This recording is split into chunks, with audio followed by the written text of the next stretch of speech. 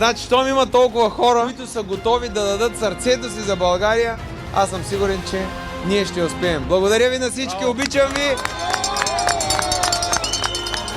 Преди минути Централната избирателна комисия взе и окончателното решение. Влиза и Величие.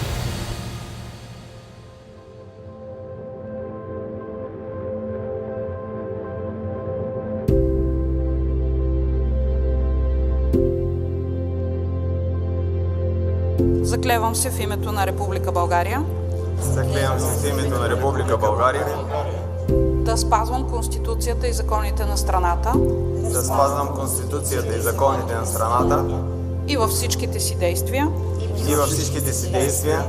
да се ръководя от интересите на народа. Заклех се.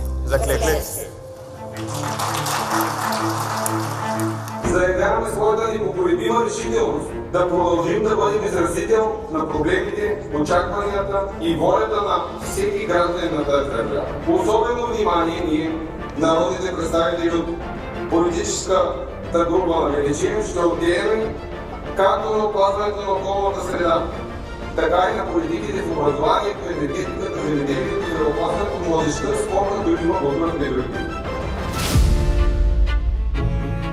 Някои хора смятат, че има почивни дни за Народното събрание, но това не е вярно. Депутатите от партия Величие, заедно с нашия председател Албена Пекова, в момента вършим къртовска работа по подготовка на новия вод на недоверие. Този вод на недоверие е за боклука. Темата за незаконните сметища имаме регистрирани вече 60 000.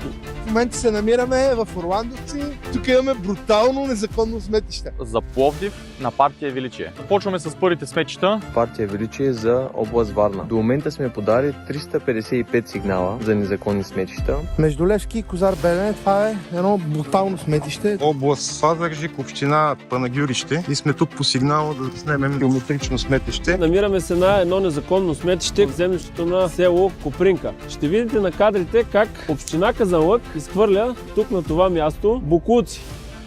Тази борба беше поведена от Ивелин Михайлов във връзка с незаконно сметище близо до село Неофит Рилски. Конфликта започва от